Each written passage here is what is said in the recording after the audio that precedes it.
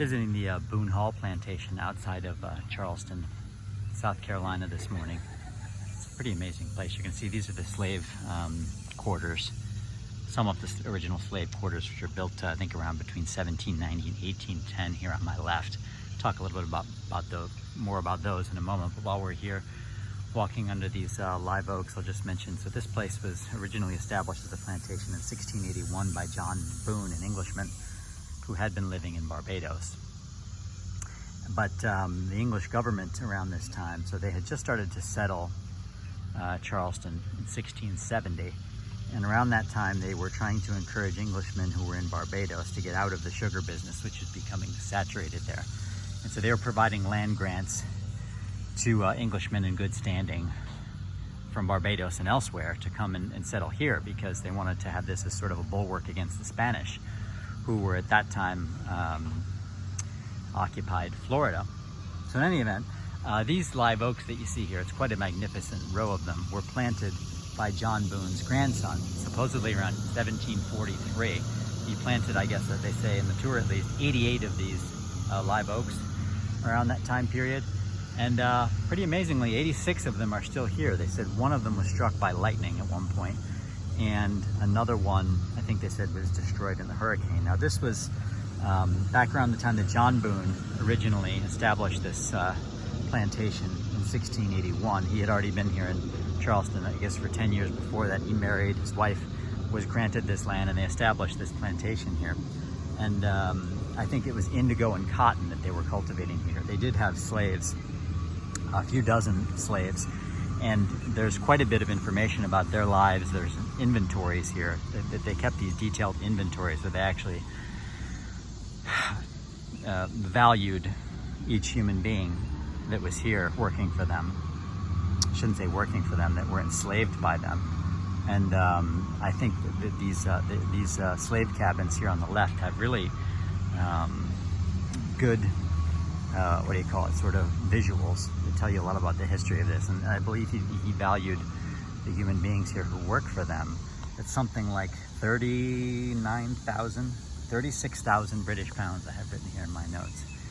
And there's been 5 different families, I guess, that have owned this plantation over the years. It started with the Boones. 5 generations of the Boones lived here between 1681 and then 1817.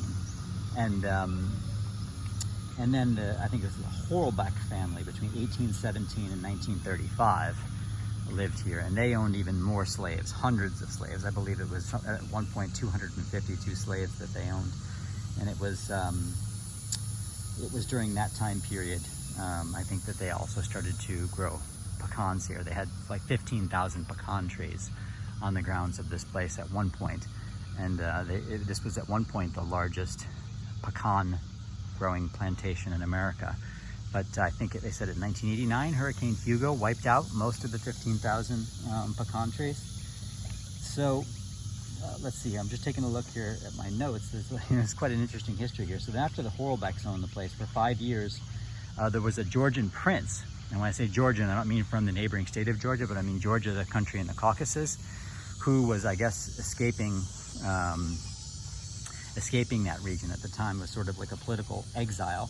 He came here, and I guess he owned the place from 35 till 40. And then there was a doctor who owned it for 5 years after he got divorced in 1945. I'm sorry, he owned it, the doctor owned it from 45 to 55.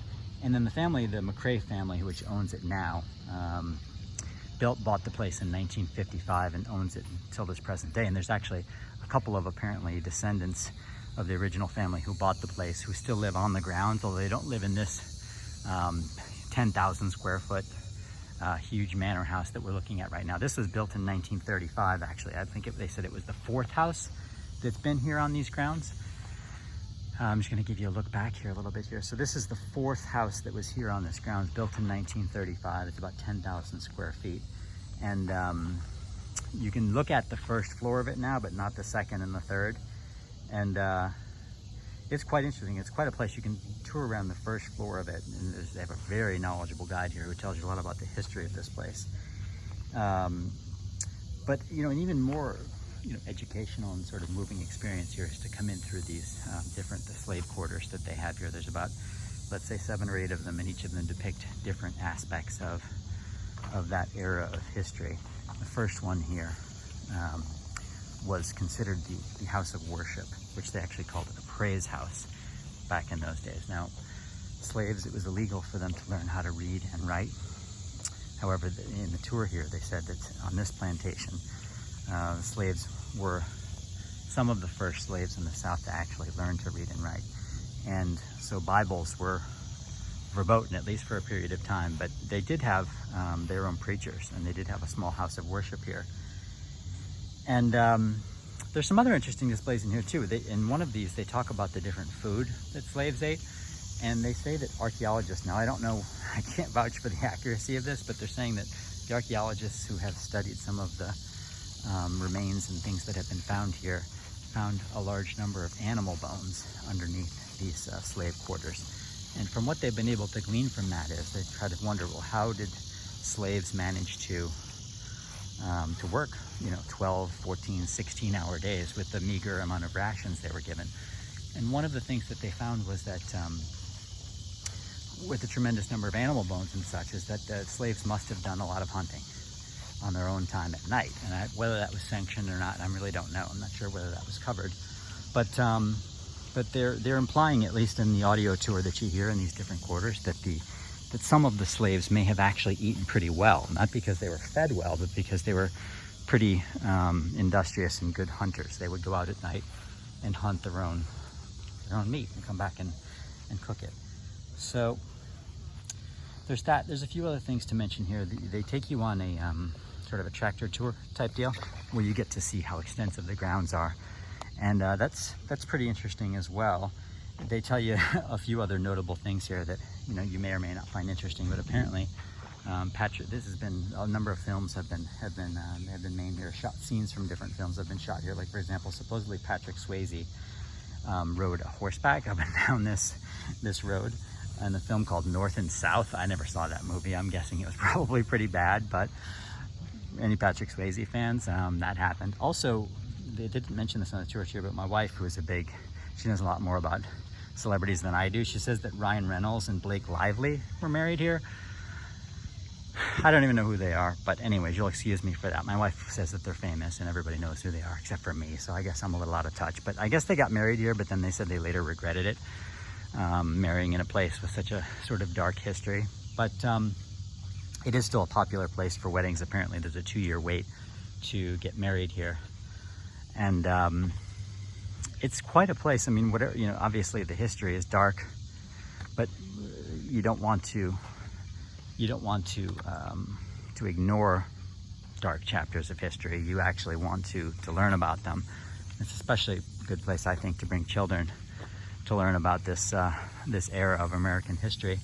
And I think that the presentations here are quite good. I will also say to take particular note, in one of these cabins, there's films in a number of them, but in one of them particularly, there's a chart that shows all of the different slave ships.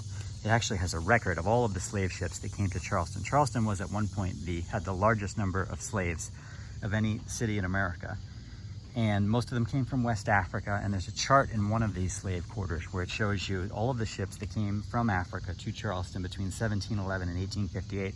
There was a total of 826 slave ships that came, and they show what part of Africa they came from. A lot of them were from Sierra Leone, but others from Gambia, Senegal, modern-day Benin, elsewhere in West Africa. And what's really,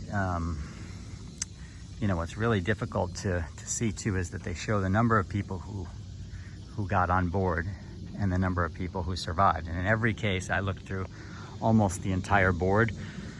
There were no slave ships where everyone made it. And in some cases, maybe perhaps even 20, 30, 40, 50% of those who boarded those ships never made it here. So this is a place that I think you want to visit and learn a lot from.